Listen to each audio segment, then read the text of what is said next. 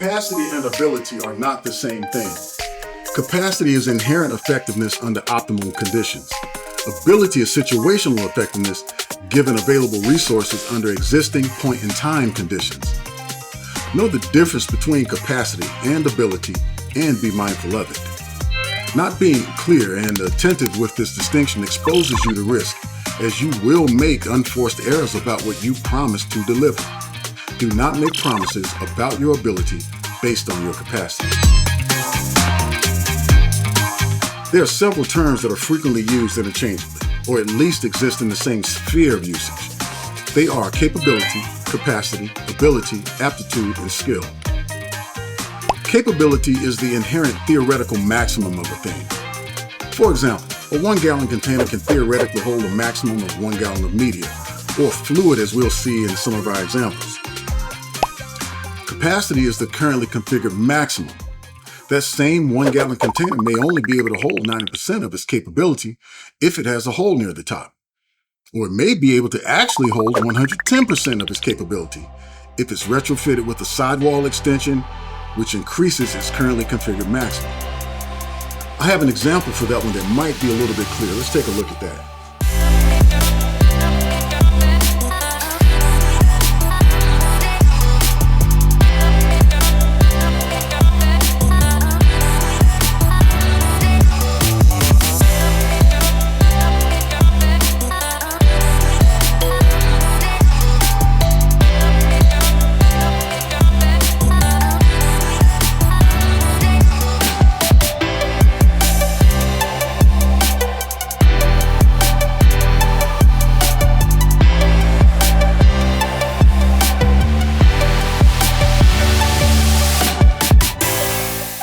Ability is the point-in-time maximum given the aggregate of all current circumstances.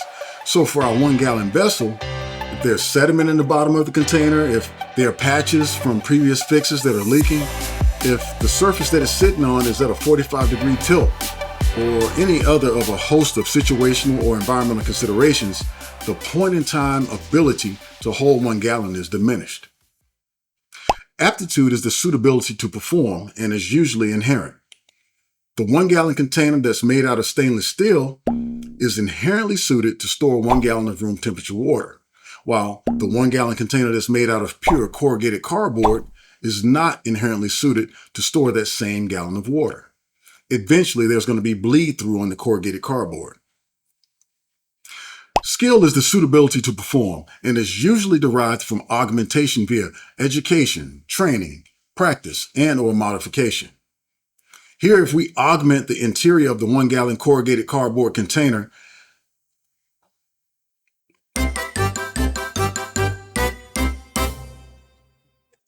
that had bleed through from the previous aptitude example, we get different results.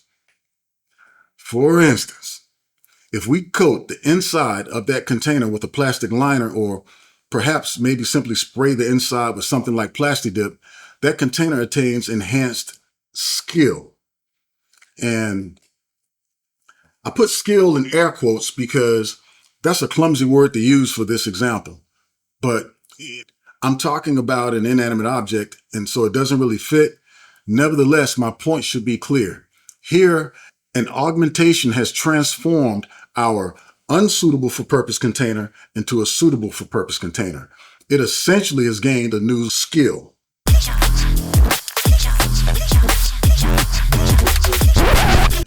Metropolis, man, what are you gonna do? Dance is fly. So what does all of this mean in the real world? Well, your car might be able to drive 500 miles on a full tank of gas, but it can currently only drive 125 miles because it's just a quarter tank full.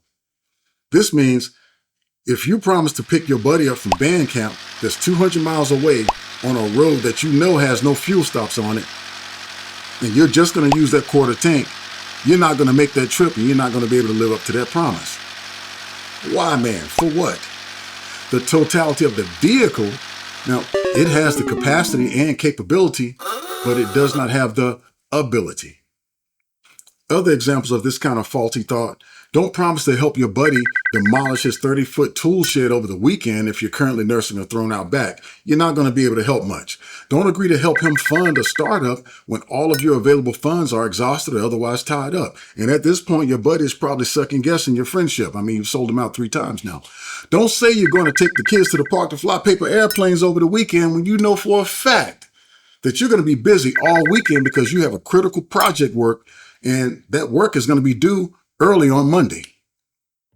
Don't agree to attend a meeting that requires 1 hour of drive time when you can't even get on the road until 30 minutes before that meeting begins. In all of these examples, and you can probably think of some of your own, your capacity and ability are out of alignment. So your promissory criteria should be based on your point-in-time ability and not your best-case scenario capacity. So what are the physicality implications for capacity and ability misalignment?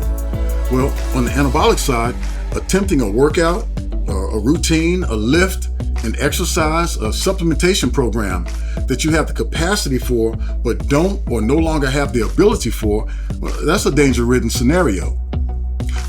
Just because you can typically bench 4 or 5 on your heavy sets doesn't mean that you don't need to drop that weight down to 315 or 275 or even 225 if you're experiencing an injury, an illness, recovery, or rest deficit scenario.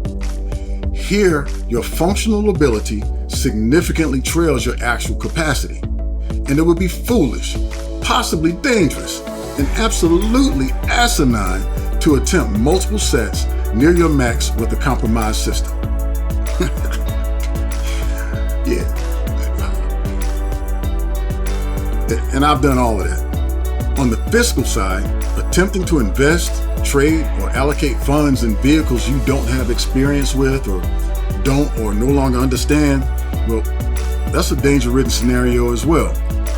To compound this potential negative impact, these fiscal scenarios oftentimes involve investing money that you don't actually have. Just because the once-in-a-lifetime event has been declared a act now, do it now, don't wait opportunity that would never ever again happen, and you have the super secret inside track that nobody else has, doesn't mean you should allocate funds you don't actually possess, either through diverting funds away from essentials or borrowing at high rates. In all investment scenarios, and especially in lending scenarios where you're the lender, you should only use money you're willing to lose and are okay with losing. The bottom line for all of this is that you should not be in the mindset of making decisions based on the best case scenario provided by your optimized capability or capacity. Rather, you should think about your true, current, point-in-time abilities before making a promise, signing an agreement, or allocating resources. This will keep you in control and safe, regardless of the situation.